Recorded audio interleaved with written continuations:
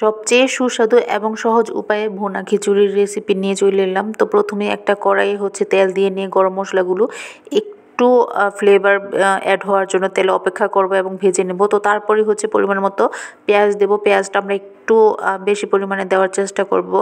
তো পেঁয়াজটা আমরা বেরেস্তা করব না, অবশ্যই একটু নরম করার ট্রাই করব। তো এখানে কিন্তু আমি আদা রসুনটা দিয়ে দিয়েছি, সেটা আসলে ভিডিওর ক্লিপটা নিতে ভুলে গিয়েছি। তো যাই হোক, তারপরে মরিচের গুঁড়া, হলুদের গুঁড়া, লবণটা দিয়ে দিয়েছি। এখানে এক্সট্রা কোনো ধরনের তেমন মশলা দেওয়া যাবে না। তো একটুখানি ধনিয়ার গুঁড়ো দিয়েছি, এখানে জিরার গুঁড়ো একদমই দেওয়া যাবে না। তো যাই হোক, এগুলো দিয়ে নিয়ে একটু মশলাটা কষিয়ে নিয়ে এখানে আমি চাল আর ডালগুলো একসাথে ধুয়ে ভিজিয়ে রেখেছিলাম, সেটা দিয়ে দিলাম। আর ডালটা অবশ্যই ভেজে নিয়ে প্রায় 15 মিনিটের মতো পানিতে ভিজিয়ে রাখতে হবে। তো তারপরে এই যে এটা পানি ঝরিয়ে নিয়ে তেলে দিয়ে নিয়ে এটা প্রায় 10 মিনিটের মতো ভেজে নিলাম, এতে করে খুব সুন্দর একটা ফ্লেভার আসলে অ্যাড হবে। সো তারপরে কাঁচামরিচ আর আরও কিছু পেঁয়াজ দিয়ে দিয়েছি।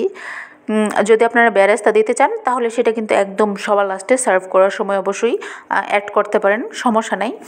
তো এই যে দেখতেই পাচ্ছেন, এখন আসলে পর্যাপ্ত পরিমাণে পানি দিয়ে নিয়েছি।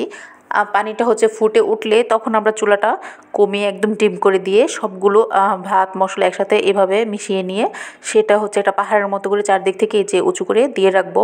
তো এভাবে করে 20 মিনিট ঢেকে রান্না করব, তাহলে কিন্তু তৈরি হয়ে যাবে আমাদের সবচেয়ে সহজ এবং খুবই সুস্বাদু এই ভুনা খিচুড়ির রেসিপিটি।